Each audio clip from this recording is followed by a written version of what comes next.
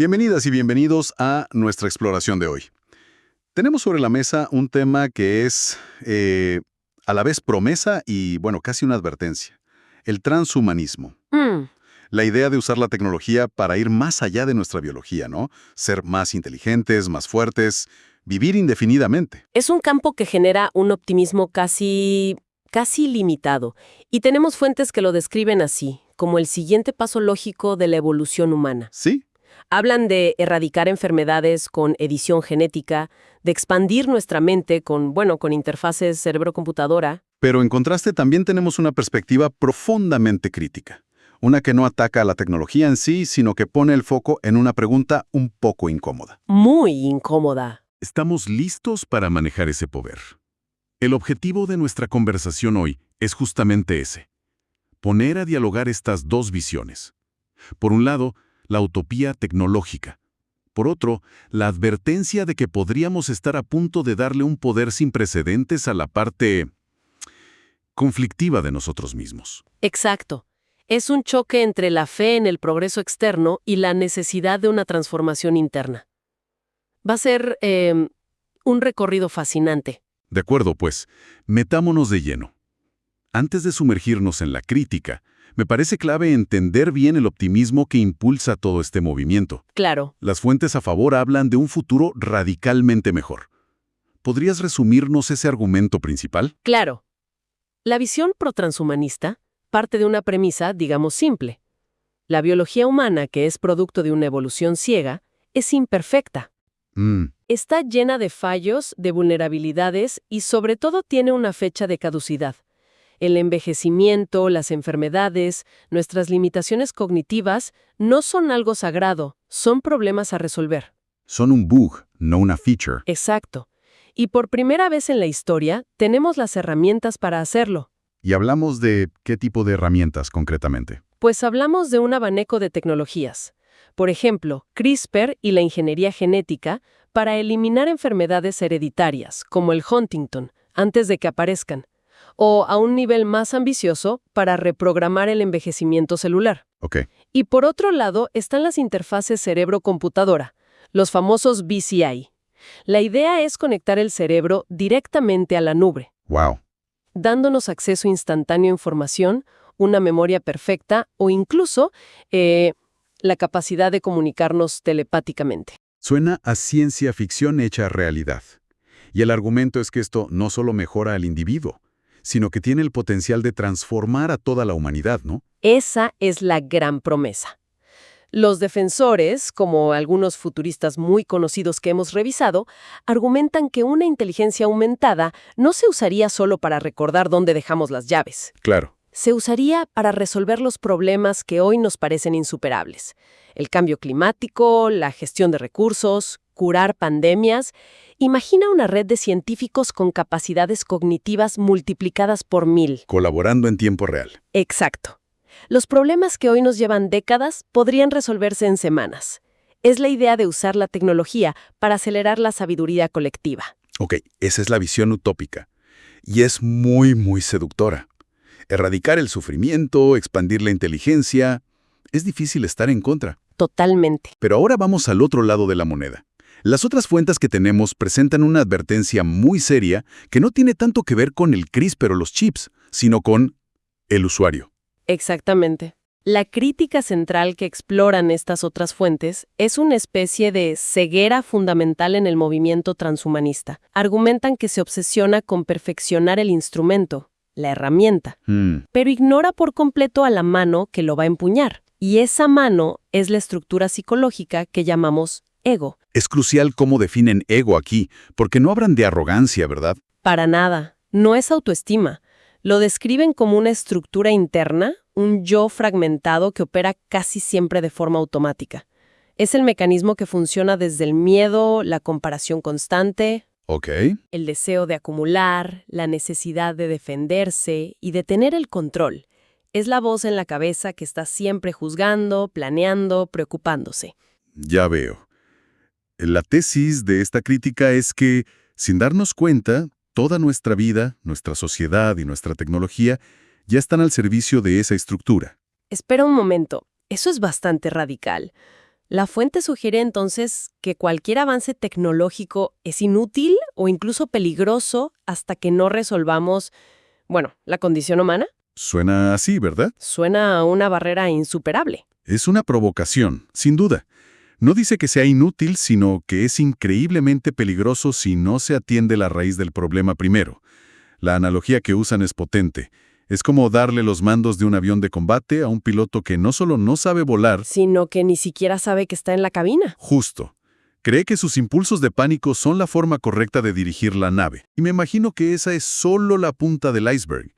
El argumento se vuelve más específico, ¿no? ¿Qué pasa cuando aplicamos esta idea a la inteligencia, por ejemplo? Con una de esas interfaces que mencionabas. Aquí es donde la crítica se vuelve, la verdad, escalofriante.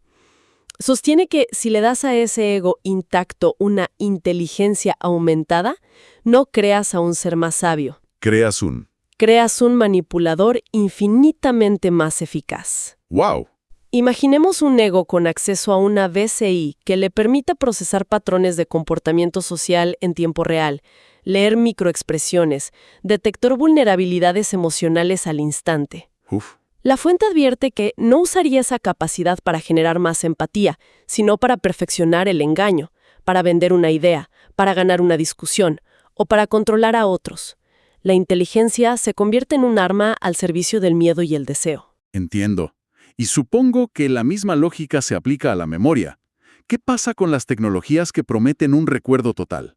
Porque, a primera vista, no poder olvidar nada suena como una ventaja. Pensemos en algo cotidiano. Hoy, alguien nos ofende en redes sociales. Y el ego reacciona, se siente herido, guarda rencor por un tiempo. Sí, claro. Ahora, imagina que tienes una memoria perfecta, biológica o digital, y no puedes olvidar esa ofensa. Cada detalle, cada palabra, se queda grabada con la misma intensidad emocional para siempre. Sería terrible. La fuente argumenta que un ego con memoria ampliada no se convierte en un ser más profundo y reflexivo, se convierte en un rencoroso perfecto. La capacidad de perdonar, que a menudo depende de la sana imperfección del olvido, se vuelve casi imposible. Potenciamos la capacidad de almacenar datos, pero Pero sin transformar la tendencia a usarlos como munición. esa es una lógica muy potente. Y con la longevidad me imagino que es aún peor. El argumento clásico es que la sabiduría viene con los años. Pero esta perspectiva lo cuestiona frontalmente.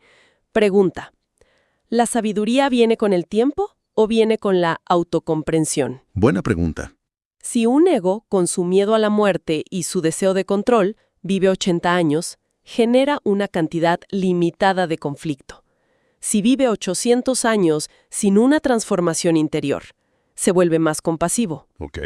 O por el contrario, se convierte en un tirano extendido en el tiempo con siglos para acumular poder, afianzar sus prejuicios y perpetuar sus miedos. La fuente lo llama la inflación del yo.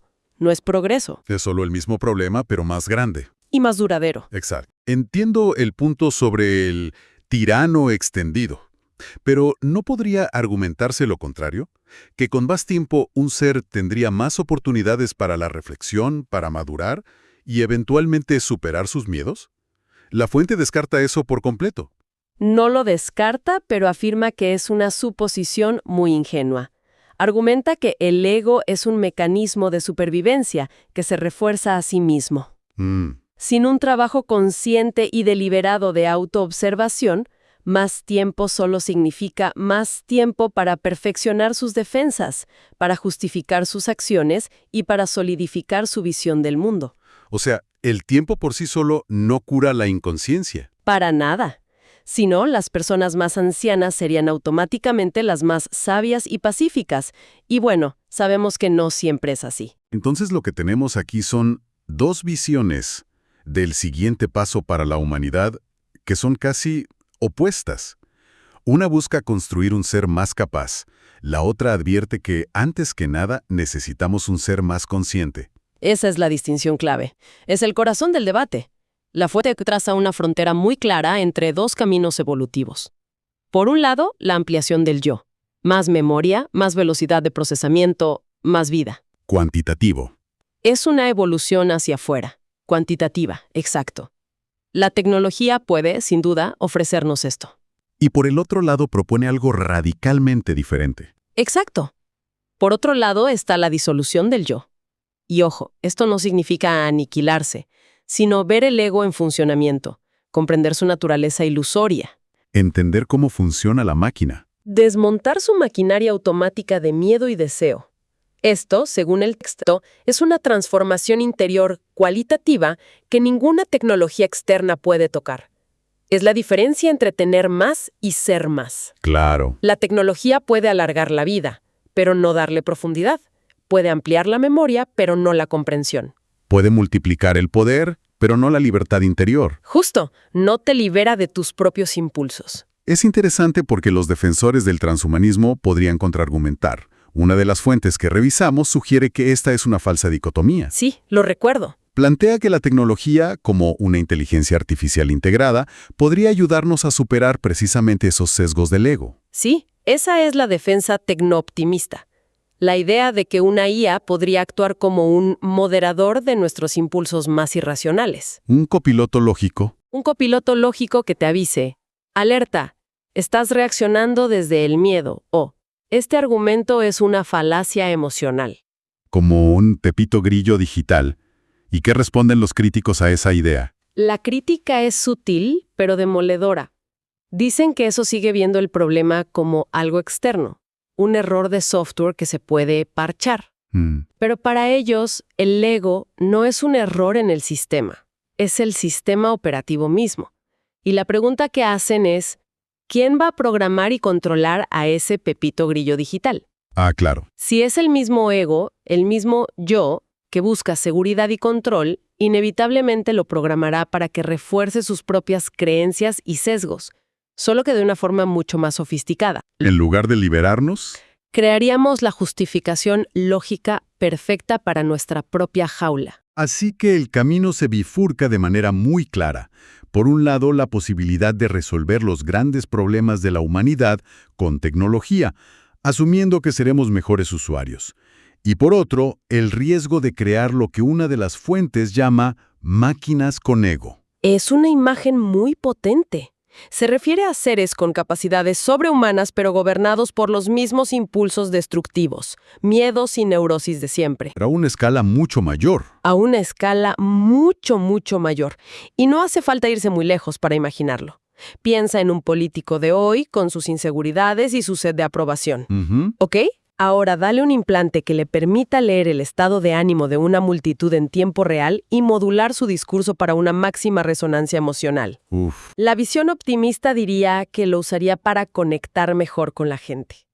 La visión crítica diría que lo usaría para perfeccionar su demagogia. Eso es una máquina con ego en acción. Y es una advertencia poderosa, porque como dices, no es tan futurista. Es una versión amplificada de dinámicas que ya vemos hoy con la tecnología que tenemos. Exacto. El problema no sería nuevo, solo su escala. Exacto. El futuro que describe esta crítica es una repetición del presente, pero como dice textualmente una fuente, más largo, más potente, más peligroso. ¡Wow! El problema no es el chip, es el yo que quiere usarlo para sus propios fines. Mientras ese yo siga intacto, cualquier intento de mejora será, en realidad, una ampliación del mismo conflicto humano de siempre. El texto es tajante. Hasta que haya comprensión, no habrá evolución, solo repetición. Al final, después de analizar ambas posturas, el debate no parece ser sobre si la tecnología es buena o mala. No, para nada. La verdadera pregunta es, ¿qué problema estamos tratando de resolver con más urgencia? ¿Nuestras limitaciones biológicas o nuestra ceguera psicológica? Esa es la conclusión. La perspectiva crítica no es un mensaje antitecnológico. Es una defensa radical de la sabiduría como condición previa indispensable para manejar el poder. Sugiere que la humanidad no está limitada fundamentalmente por su biología, sino por su inconsciencia. Y que la pregunta más importante que podemos hacernos no es ¿qué podemos llegar a ser?, sino ¿quiénes somos ahora mismo? Y para quien nos escucha, esta exploración nos deja con una pregunta final, que ya no es teórica. Si la tecnología para mejorar drásticamente nuestras capacidades estuviera disponible mañana, ¿qué preparación interna, qué tipo de autoconocimiento sería indispensable para asegurar que se use para expandir la sabiduría? Y no simplemente para construir conflictos más eficientes.